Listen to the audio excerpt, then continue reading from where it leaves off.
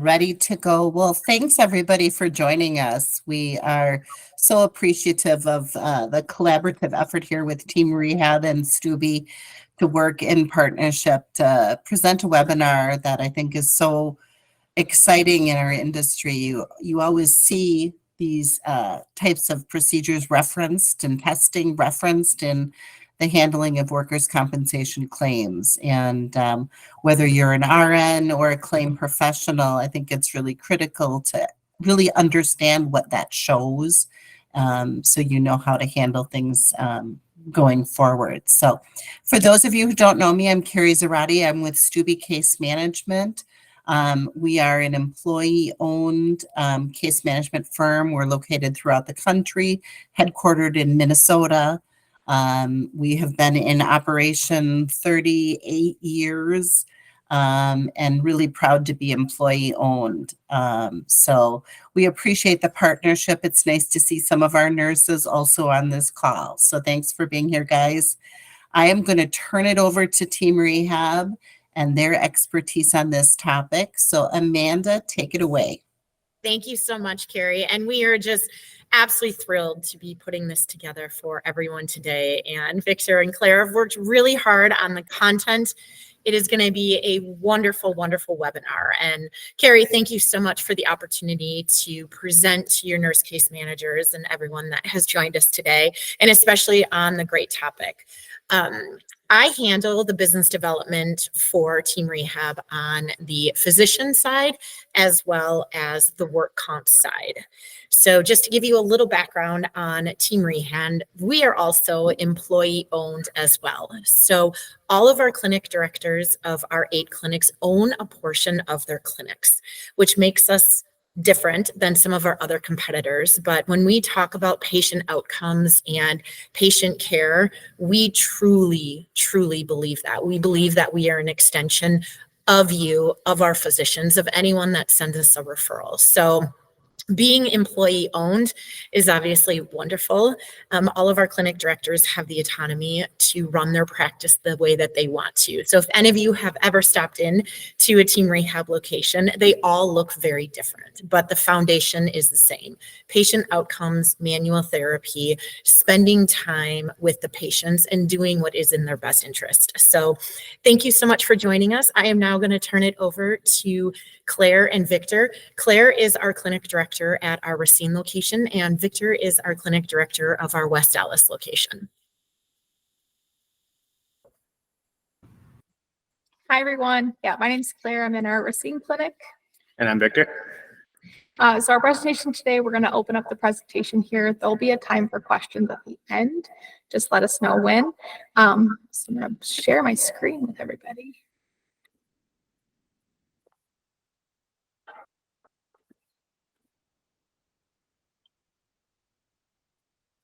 Everyone see that okay? All right, perfect. So going over the FCE today. So the first thing that we have to ask ourselves is, what is an FCE? So the FCE, as physical therapists, we have to use what is called a kinesiophysical approach when we're testing our patients' capabilities. So that means even if a patient is having pain with it, or they're feeling they can't perform a certain test, we then have to make sure that they're safe. And if we feel like, hey, they're safe performing this, and we think, hey, they can go a little bit more, we try to push them to see what their max capabilities are.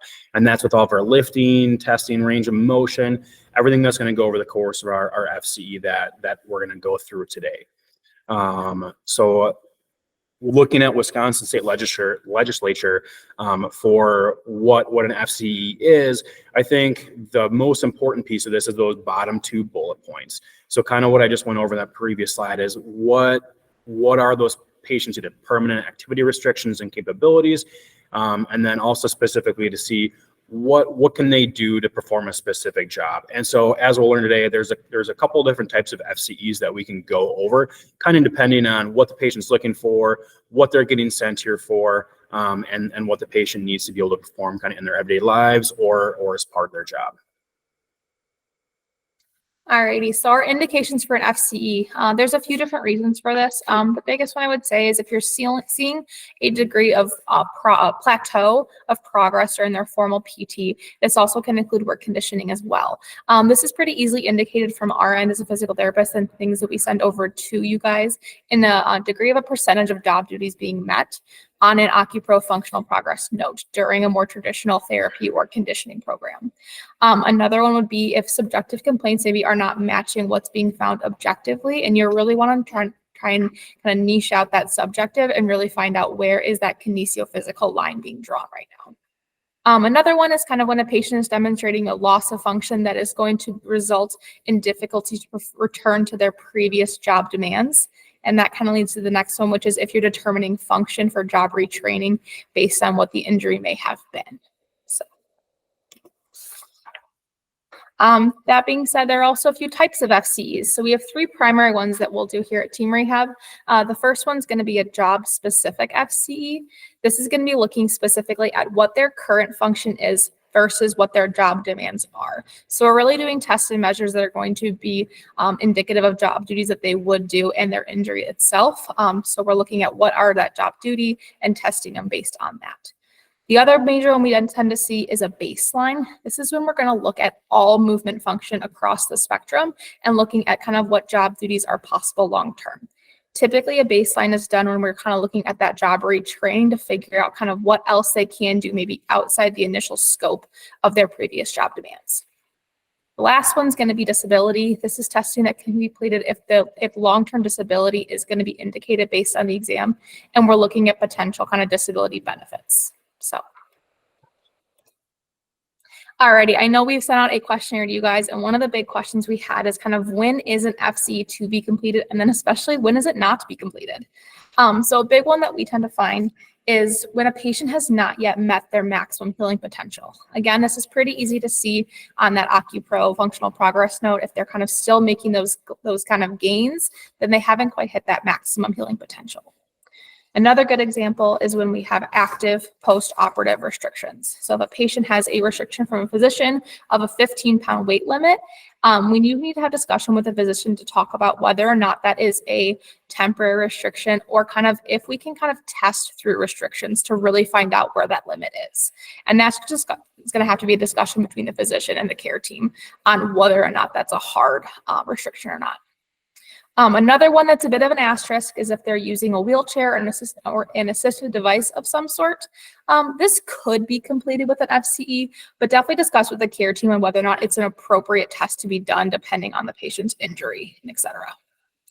And then Victor and I have kind of assembled a few stories of just some kind of more challenging FCEs that we've had at Team Rehab that have just proven to be a bit more difficult. So the first one is when I saw we had a patient that was unfortunately plagued with chronic migraine that included episodes of dizziness after a truck driving accident. But unfortunately, during the FCE, he was not actively in a migraine attack or had a bout of dizziness.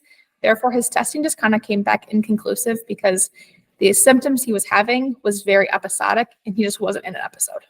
So another one would be a patient had a car accident about a month before the FCE, resulting in knee, back, and neck injury that were completely unrelated to the wrist-related work injury that we were trying to be tested. So just kind of had a lot of halts with the kind of FCE because we had no clue what this other injury had happened until the patient walked in, and it became very clear that this was not going to be accurately testing their true work injury. And a couple that I've seen are, so one patient came in, so similar to work, truck driving accident that Claire saw for the first one there, and she suffered a TBI from it. And so very, very strong, great range of motion. So objectively, everything looked great. It was really like a lot of balance issues that hindered some of her performance. So a lot of the weight testing just wasn't very reliable because she was really, really strong within her bounds, but otherwise not so much. And so it required a lot of guarding from my end. So then it's, again, similar, going back to care team and saying, hey, this is what we found. But for somebody like her, it might be a difficult one where she might have to find a different job or something that is maybe related that she can do with that's a little more safe for her to do. So some of those are kind of challenging. And then the last one, kind of like Claire alluded to at the very first bullet point, is at a patient post-op cervical fusion, and they're only 3 months out, so they really hadn't gone through much physical therapy. So he still had plenty of time to go through some healing. So we kind of got through the first bout of testing with him and realized after doing our subjective information, like, hey, this guy's only had a few months of therapy. So really at that point, it was best to put it on pause, go back to the physician who ordered it and say, hey, I think he might need some more therapy, but definitely come back once he starts to reach that plateau. All right, so I know the question you guys get as nurse case managers is probably, what should the patient expect during an FCE with team rehab? A typical FCE is anywhere from a 3 to 6 hour examination done at a one-time visit. At team rehab, this is always done with a therapist that has not been the primary therapist from the previous traditional PT or work conditioning. This is completed to try and eliminate any bias from kind of a patient kind of therapist, kind of therapeutic alliance. So that is always done at team rehab to kind of try and eliminate that best possible. We ask patients, and our staff is really good about talking to them on the phone as well, to please wear athletic shoes, closed-toed shoes especially. If a specific style shoe is required for your job, that can be brought. Steel toes is a good example as well. This is a very physically demanding test. That kinesiophysical approach tests them physically. Some patients do experience some increase in pain post-test, and we do kind of elaborate on this with the patient as well. But we also try and advise on some pain mitigation techniques that they can experience post the test. Obviously, our goal is not to increase pain, but we will try and do what we can to make sure the patient is kind of leaving our clinic feeling good. At team rehab, we'll always have the patient stay at the clinic until the entirety of the reporting is complete. That is done just to make sure all testing is complete and everything is completed by the patient. That way they don't have to risk returning at all too. So we do have them kind of sit around while we finish the last bits of documentation just to ensure that that is completely done. And then the patient experience as a whole. Typically the start of an FC is going to start kind of like a traditional PT exam would. We're really going to talk through kind of the goals and expectations for the exam. That's when we're really going to emphasize the true kinesiophysical approach of an FCE. We're going to let the patient know that, hey, we might have pain through this exam, but we're really trying to see where is your body allowing you to go. We'll gather important subjective information, kind of the injury history, surgical rehab, etc., any past medical histories, and then as well as current pain levels, assisted device usage, etc. We do gather a good amount of objectives. This also includes vitals. We track blood pressure, heart rate, SpO2, etc., and then the traditional tests of range of motion, strength testing, special tests. Another area that this kind of exam expands beyond into is we do include a lot of pain questionnaires to try and kind of bring out that reliability of pain levels. So we'll go into this in a few later slides. We go through tests like the McGill, oswestry, neck and back, and the fear avoidance based questionnaire. And we also use things like grip strength as a way to kind of gather a lot of consistency of effort, other testing, and make sure this is truly a filled with effort test. One way we do use this, we do use the Borg scale for some of our testing. So the Borg scale, if you're not familiar, is a rate of perceived exertion scale. It's a 6 through 20 scale, and every number in the scale correlates to an expected heart rate. So if you say your RPE is 15 on this scale, 15, as you can see on the bottom half of the photo in front of you, it's labeled as hard, okay? If we say 15, we are roughly expecting that patient's heart rate to be about 150 beats per minute. So add a 0 to whatever number, and that's typically what we expect the heart rate to be. So if a patient's telling you that at the end of an examination of doing a squat lift, for example, that they're at a 19 and their heart rate is 80, we're going to maybe have some questions because that number would typically equal out to about a heart rate of 190. So this is completed through most of our tests that include material handling or things like stair climbing, ladder climbing, etc. Another way we try and take some objectivity or subjectivity out of pain is we use a really objective scale, or we just attempt to use this. It's a 0 to 10 scale like you typically would see at most kind of VAS scales and in most kind of clinic settings. But OcuPro has taken this scale kind of to the extreme and really tried to give specific numbers and kind of expectations at each level from 0 to 10. So we have this paper typically at every one of our clinics on a little sheet of paper that's laminated. And this walks around with the patient at every single test. So we're handing it to them at the end of every single test and saying, where is your pain level? So they can read through this exact level, each kind of number specifically. Important notes for this one. If you look at the bottom, 0 to 2.5 is what we call non-limiting pain. Basically meaning that the patient can perform the activity. They might have pain with it, but they can complete it. So if a patient's able to squat and lift 10 pounds and they say their pain level is at a 6, I might come back and let them know, hey, we could complete the lift. Are we sure we're at a 6? Because at that point, we're at very limiting pain and we could complete it. So we might question them a little bit if they're really off the scale. Another one is 5. That's no longer able to complete the activity. They have functional limiting pain. At 7, we're typically expecting some sort of kind of more physical approach to pain-related tears, having to lay down, for example. And then at Team Rehab, we take that 10 as seriously as possible. If you actually say you have a 10 during this exam, we are pausing our exam, we are calling that hospital, and we are putting you in an ambulance. So we really don't joke around with that 10. We're really saving that for the absolute worst possible pain. And then earlier I mentioned the McGill test. The McGill pain questionnaire is a test that kind of measures kind of how accurate the person's expectation of pain is. So what it looks like, and if you can see on this slide, I'm sorry, the kind of words are a little bit small, but there's 20 categories of pain descriptors. And what the patient is asked to do is pick at least one or F1 or none in each one of the 20 categories that best describes their pain. And basically this outcome measure then measures if they pick certain words, it's determined that their pain is not as reliable as possible. And then if they pick other words, it might pick that this is a more reliable estimate of pain. The benefit for us with this software that we use is it pre-calculates it all out for us, but it's just another way we try and make sure we are getting that pain measure to be as accurate as possible and as efficient as possible.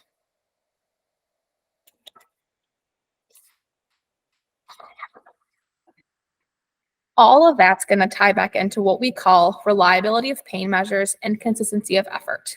These are probably two of the biggest things that I think an FCE really is trying to test for, other than the numbers, is kind of seeing how reliable is this person's pain and how much effort are they really giving towards this exam. And these two things are picked up through a variety of ways throughout our FCE to help give a measure for this. So for reliability of pain, we're using a few different things. We're using that occupational pain scale and their true understanding of it to try and take that reliability down. We'll use things like that McGill and Westry and other things to gather how reliable really is their pain. And then as well as when we do see a pain level increase in any of the tests we've done throughout the examination, we're expecting to see one of three things at least. The first is a physiological response.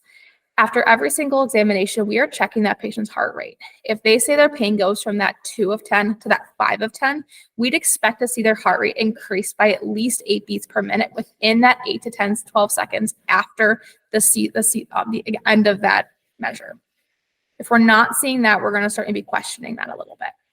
The other one is just seeing the actual pain behavior, something like a grimace, a wince, holding the area, kind of those things we all know about kind of how people present pain on their face and body. We're expecting to see one of those. Another one is a mechanical change. If a patient has an increase in pain with a certain motion, we're expecting to see some sort of mechanical change or deficit at the joint they're saying is painful. So if their back is hurting when they're lifting a box, are we seeing them have some sort of change in their motion to maybe compensate for the pain, like a side bend, or they're kind of arching their back up a bit differently than we'd expect?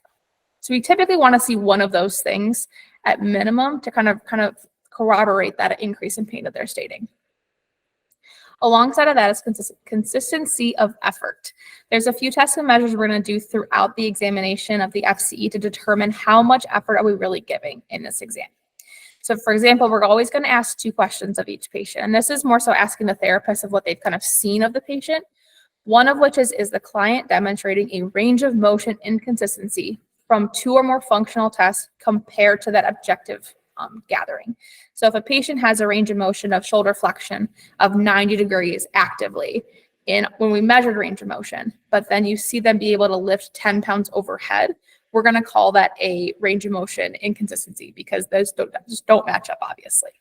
Same thing with muscle testing. If they have a 3+ out of 10 with lifting their hip flexion, then we clearly see them be able to squat press more than that. We're maybe going to have some questions on if they were giving full effort during that manual muscle testing.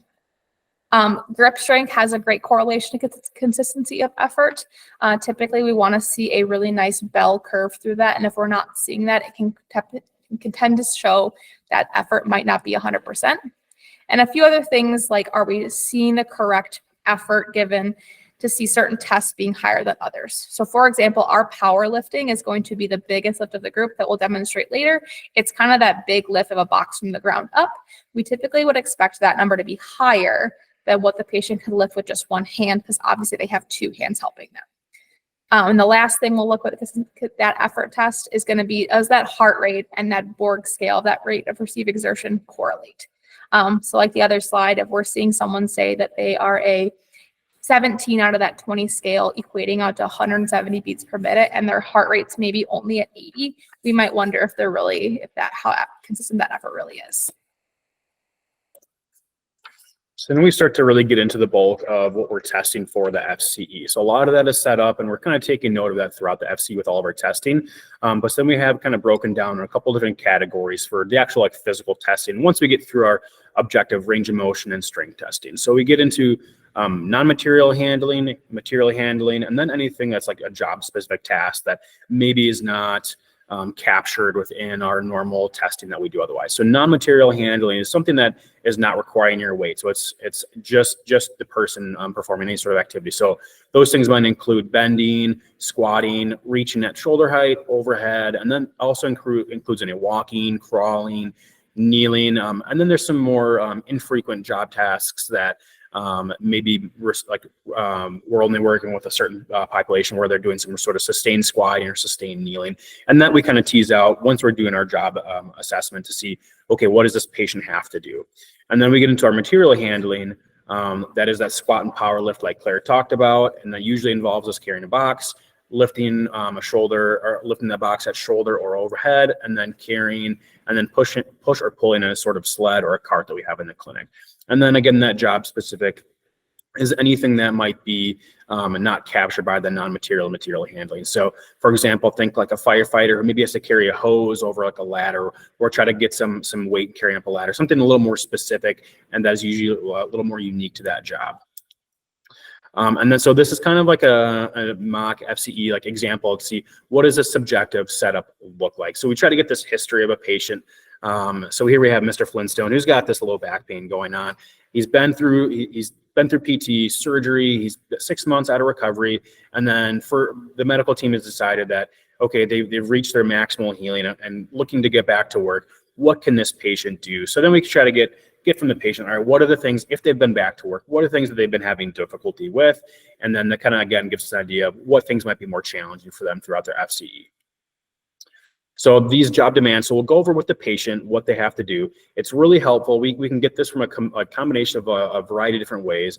The best way that we can get the job demands for the patient is from people like you, or from the job for the employer itself, is specifically what does that patient have to do throughout the day? And that can be a difficult part that we have to work with patients too, because sometimes they may overestimate how often they have to lift something or carry something throughout the day. So we hit all these tasks that we talked about in our non-material and material handling, and then we try to get an idea of, okay, what specific weight do they have to lift? At their most weight, what do they have to lift? And then how frequently are they doing it? Are they doing it occasionally, frequent, or constant throughout the day? And those are basically all broken up into like a third throughout the day. So occasional is anything up to 33% of the day, frequent is up to 67% of the day, and then constant is this patient's doing it pretty much all day, 67 to 100% of the time. So a lot of patients sometimes think that they are doing something constantly. Well, if they are doing something constantly, that is performing that task every 1 to 2 minutes. So then it's trying to really tease out, see what are they really doing throughout the day and what are they expected to get back to. So next we're going to go over, I'm going to have somebody demonstrate some of these things that we have to work on. So we're going to kind of go in our, each of our clinic has a different area that we work on them with. Can you say it okay over there? Okay, perfect. So our first lift that we'll typically get into, down a little bit. There. So our first lift that we're getting into is a squat lift. So the patient is going to, we'll always verbally tell them what they're doing, demonstrate if we have to, but we're going to get into a squat lift where they're going to grab these bottom handles of the box. So we'll have them first do our occasional. So all that is then the patient doing that task one time up and down. And then again, from our kinesiophysical approach is does that patient look like they're safely doing it? Do we think that they can perform it with more weight? And so we'll gradually add on more weight. After we get through all of our occasional testing, then we'll get into our frequent testing. So that patient is then going to try to perform that 5 times. So that will likely be at a lower weight. And then we look to see, is that patient demonstrating any sort of compensations? Are they rounding their back at all? Are they leaning more to one side? If they are, and we feel like that is unsafe, then we'll go ahead and stop the test. And then again, like Claire alluded to earlier, we'll always test heart rate. We'll test exertion and pain with those scales that we used. Our next one we're going to do is powerlifting. So it's that same box that we're using, but now we're using those taller handles. And again, we'll try to maximize to see how much can that patient lift, what is their maximum ability. And then like Claire said earlier as well, if for consistency of performance, that patient theoretically should be able to lift more weight from this power lift compared to if they're doing a squat lift, because the handle is a little bit higher off the ground. They don't have to bend down as far. Usually patients can do more weight with that. The next one is then we're going to use the shelf in the corner here. So we're going to have it on the middle shelf, and the patient is going to use those bottom handles to reach up to shoulder height. So they grab it, lift it to shoulder height, and then bring it back down. And then another similar task is that same thing, but they're reaching to an overhead height. And again, looking for any compensations or anything that a patient might be doing unsafely. So extending their back really far, compensating, that we think, hey, we might have to stop this test. And then the next one, we're going to use that same box and we're going to do carrying. So the patient is going to use approximately 25-foot distance, and they're going to walk forwards carrying that box, and then they'll spin around and come back. And they can do that with both hands, or they can use the handle in the middle to do it with one hand at a time. And again, same thing, looking for those compensations. Are they leaning excessively one way or the other? If they're limping. And then one of our last tests that we're going to do is our sled. So using our push-pull test. So each clinic has a sled. There might be a little bit different varieties, but they're going to push down, and then they're going to pull that sled on back. What we're doing for each one of these tests is that weight in that item, so whether it be the sled or the box, is going to be continuously evolving upwards until that patient reaches that maximum potential. So that might start off with just that crate, for example, and then we're adding weight incrementally up until we figure out where are we starting to see any of those associated pain items or those kind of physical demands and changes that might show that that's where that patient's maximum is. That's why this takes a bit longer too, is because we're constantly asking the patient, are you at your maximum? Can you lift more? And then are we seeing, when we do say that stoppage point, are we seeing something that kind of warrants that stopping point on a kinesiophysical level?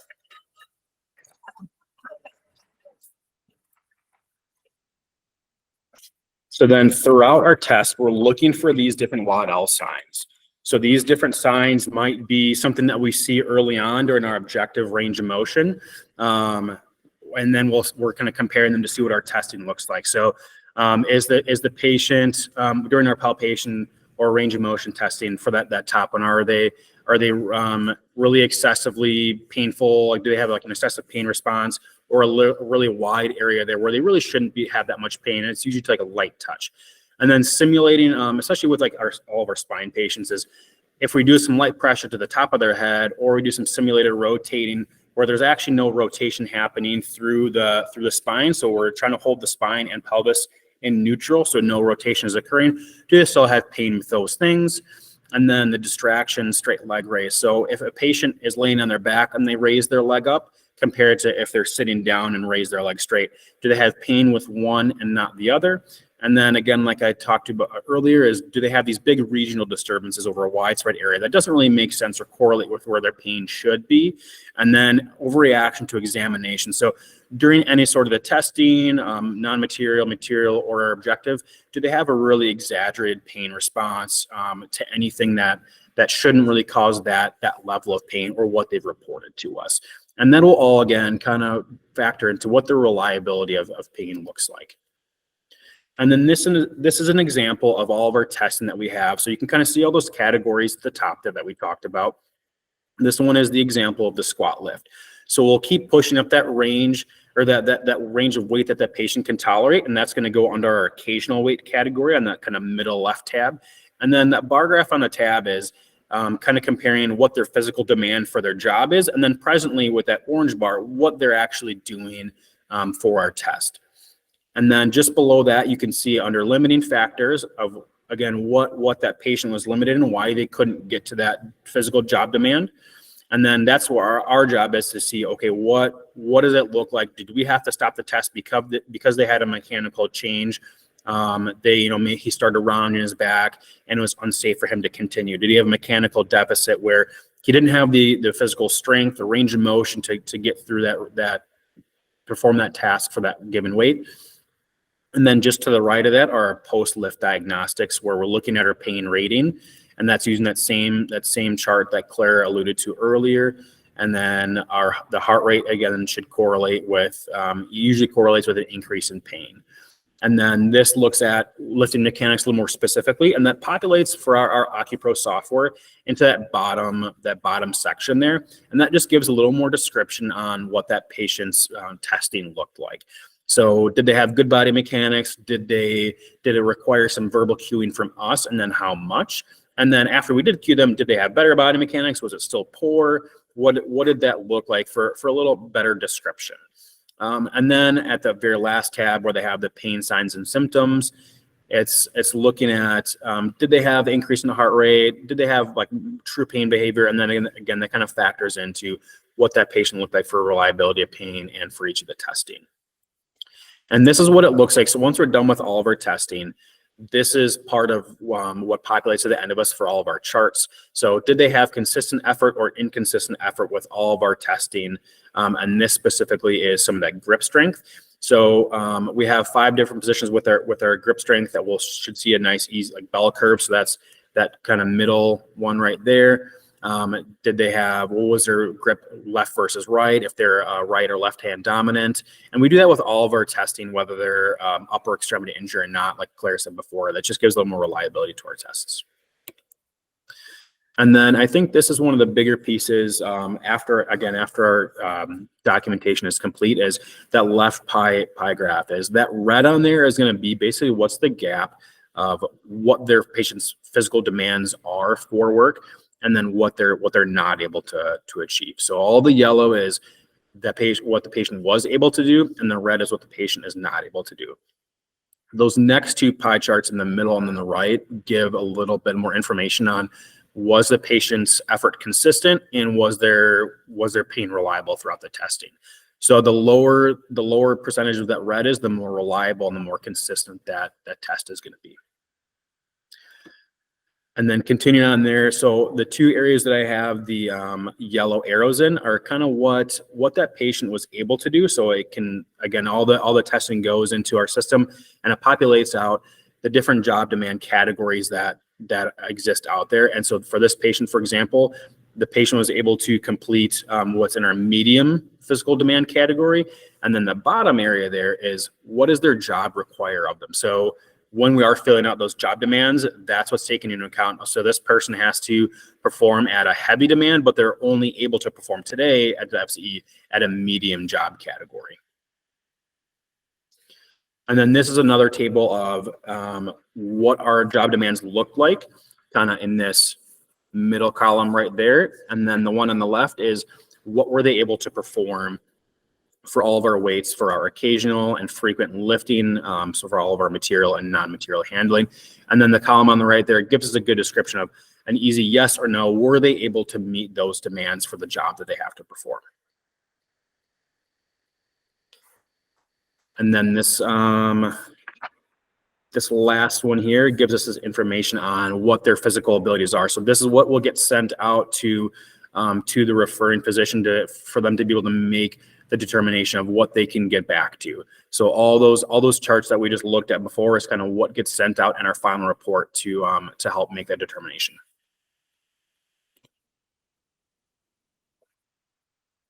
Alrighty. So obviously, you guys are a huge help with the process of helping our patients get into an FCE and really make sure this is the best report possible for each of our patients. The biggest thing we can ask for as therapists to kind of help us with the FCE process. One question we come up with a lot is kind of helping to dictate kind of what type of FCE is preferred. The biggest thing I think that you'll kind of come across is whether or not you're really looking for that baseline FCE that's more kind of garnered towards job retraining and kind of the entirety of a patient's kind of function versus job specific. Are you looking at just their ability to complete the job that they got injured at? So that's a big thing. I think that hopefully now that you guys understand the difference of that too, if you can help us dictate kind of what is the goal of the FCE, that's going to help us figure out which one of those reports is going to be better for this patient. Another thing is, like Victor alluded to as well, is sending over any understanding you have on the patient's work duties, requirements, job duties. That's something we kind of have to fish out of patients sometimes. Sometimes they have no idea too of what actually their job duties require them to do. For example, I know Amazon is a really big one. They state on their job demands online that you can only lift 50 pounds. And if you ask anybody from Amazon, they typically lift more than 50 pounds per their report. So that kind of helps us to kind of ease out that what the actual work duties are if we have that job duties in our hand, and we can then discuss with the patient, this is what your job duties say. How accurate is this? Kind of what does this look like? What does this load look like for you? And the last thing is just communicating with the patient what to expect. Typically the biggest things I would just emphasize is it's a longer than your typical physical therapy appointment. It's not that hour to an hour and a half for traditional PT or that 2 to 3 hour conditioning. It can be upwards of 6 hours. It's a pretty good commitment on their time as well as ours. That being said, we do take FCs pretty commonly, so we do want to make sure a patient knows that they're expected to be at that appointment time as well, because we are taking a really good chunk out of our day to perform this examination. Another good thing is just the fact that it is a very physically demanding exam. We want to make sure it's emphasized, and we do our part at the time of the exam to make sure that they know the demands, and as well, they know that they need to be giving consistent and maximal effort. Obviously, as you've seen from this presentation so far, we do have ways of catching if they're not giving consistent effort. And some patients just don't really understand that they are supposed to be giving full effort with this exam. So if we continue to emphasize that throughout, from all levels of care, that they need to be giving consistent maximal effort for the duration of this exam, it's going to help the patient in the end too. So, and I guess the biggest thing we have question for you guys to kind of help our end of things is, what can the PTs do and kind of our team here at Team Rehab do to help you guys in regards to a patient that's looking at kind of potentially at FCE? I will say from our end of things, we see a lot of FCEs and they are a really fun test to do. I think it really means a lot to us. It might be a one-time visit for our patients, but I think a lot of times the ease for us is that when the patient is in a Team Rehab facility, a lot of the things like the job demands, if they're in our OcuCare system, kind of get forwarded through the process a little bit too.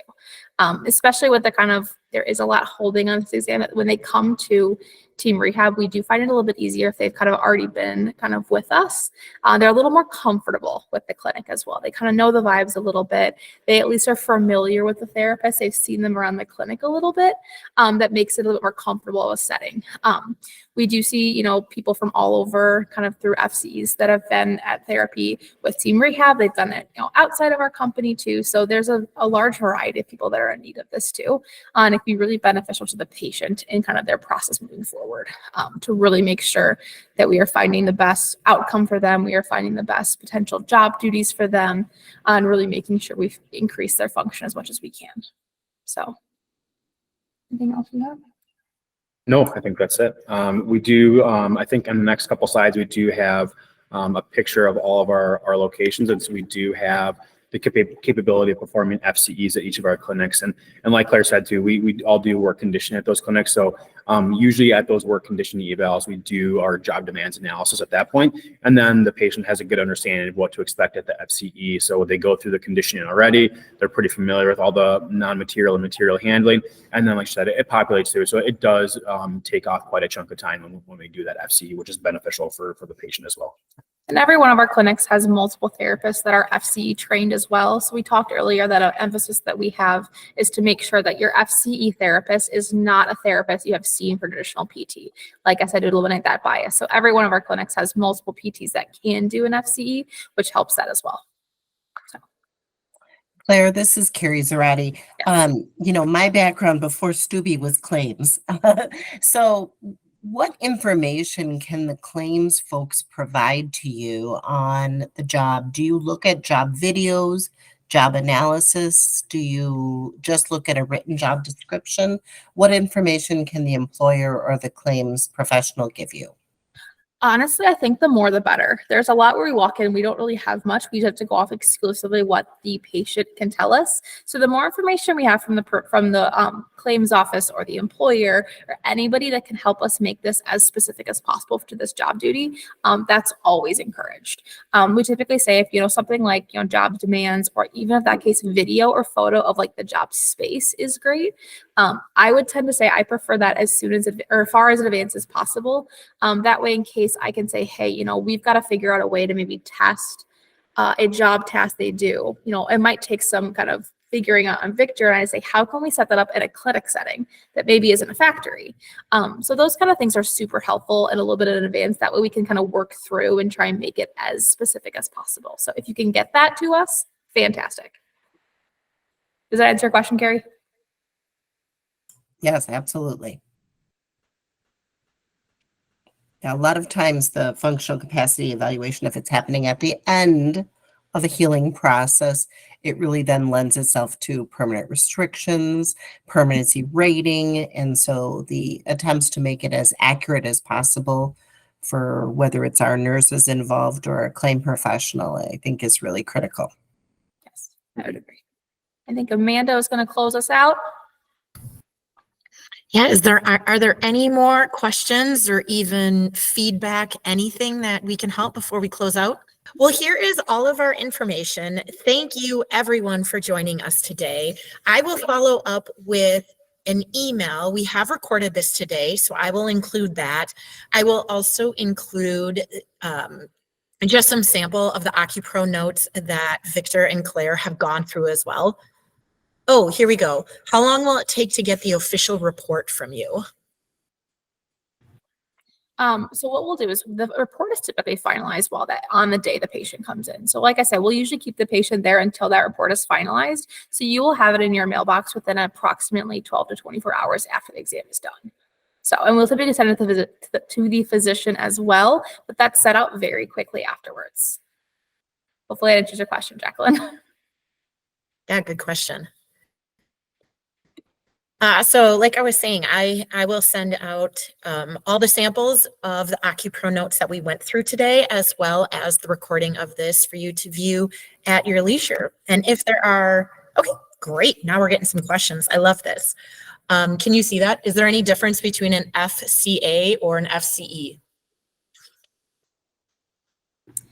Neither one of us have done an FCA necessarily too. FCEs definitely are heavily onto like the evaluation and the physical capacity side of things. I know our training is probably exclusively or heavier into FCE for sure, but I believe they can get a bulk of the same information. So if anybody knows anything else about FCAs, I know we're a little more heavily into FCEs. But Jane, what I can do too is I can do a little bit of digging and get a better answer for you too, hopefully. All right, well then we will give you 15 minutes back to your day. Thank you guys so much. Again, if you have any questions, feel free to reach out to me and I am happy to be the facilitator and get all of your questions answered and connect you with the right people. So feel free to reach out with anything. And thank you so much again for joining us and happy Tuesday.